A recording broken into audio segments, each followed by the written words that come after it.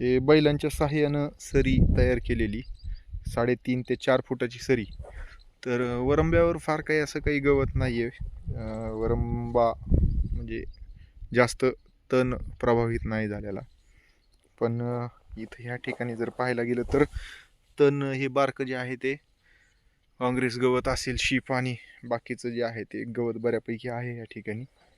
तर आता ह्या ठिकाणी जे आहे ते 1.5 फुटाची फास वापरून जे आहे ते एकाच वरंब्यावर 2 वेळेस, म्हणजे ह्याच्यातून ह्या बगलानं जर गेले चलत तर परत इकडच्या बगलांना जे आहे ते चलत येऊन या पद्धतीने ह्याने तण व्यवस्थापन केलेलं आहे. मुळामध्ये आता हे तण झाकून गेलं म्हणजे ह्या वरंब्यात म्हणजे ह्या सरीत जर पाहायला गेलं तसं तर इकडं बगलचं तण हे राहिलंय उघडं. हे नंतर उपटतण किंवा हे करणं गरजेचंच आहे. पण इथं जर बघितलं ना तर हे सगळं आता जुळून आलेलं आहे. म्हणजे पूर्ण सरी आणि वरंबा असा एकदम जुळून आला आहे. असा फार काही आता ह्याच्यामध्ये हे खोलगट भाग असा राहिलेला नाही आहे. तर ह्याच्यानं काय होणार आहे की आपण जे काही बाळ भरणी असेल, कच्ची भरणी असेल, तर ते सुद्धा करत असताना थोडंसं फार काय असा वरंबा फोडत नाहीत. मात्र इथं 1.5 फुटाची फास 3.5 फुटाच्या ह्या वरंब्यात तसं पाहायला गेलं तर मोठ्या प्रमाणामध्ये ह्या ठिकाणी वरंबा फुटला आणि माती बऱ्यापैकी जी आहे ते ह्या सरीमध्ये पडलेली आहे. तर ह्यानं काय होणार आहे, एक शेवरी फुटवा आहे सध्या ह्याला.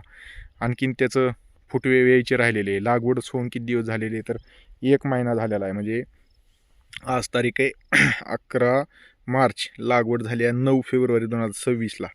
तर ह्याच्यात प्रॉब्लेम असा येईल की इतक्या मोठ्या प्रमाणामध्ये ह्या ठिकाणी सगळीकडे माती लावल्यानं संख्या जी काही फुटव्यांची जी आहे ते कमी होईल. खालून येणाऱ्या फुटव्यांवर सुद्धा त्याचा विपरीत परिणाम होईल. अशा ठिकाणी शक्यतो एकतर खुरपणी किंवा तणनाशकाच्या माध्यमातून आपण तण व्यवस्थापन जे आहे ते करणं गरजेचं आहे. आता हा एक ठीक आहे, इकडं जवळपास हा सगळा एक प्रयोग म्हणून आपण बघू इथं काय फुटव्याला परिणाम होतो.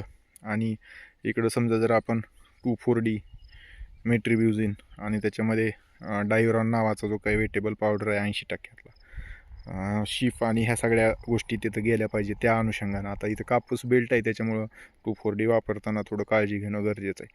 तर तो पण एक प्रयोग जो आहे तो या ठिकाणी होईल. दुसरा विषय, ऊस पीक जे आहे ते हे थोडंसं पिवळसर जे दाखवत आहे त्याचं प्रमुख कारण जे आहे, एक तर खत दिलेलं नाही, दुसरं ही जमीन जी काय बघतोय आपण ही सगळी चोपण प्लस चुनखडीयुक्त जमीन आहे. तर अशा ठिकाणी आपण एकरी 10 किलो जे आहे ते सूक्ष्म अन्नद्रव्य ग्रेड 1ची जी आहे ते या ठिकाणी खताच्या माध्यमातून जे आहे ते पेरणी होणं गरजेचं आहे. अन्यथा आपण सूक्ष्म अन्नद्रव्य ग्रेड 2 फवारणीसुद्धा ह्या ठिकाणी करू शकतो.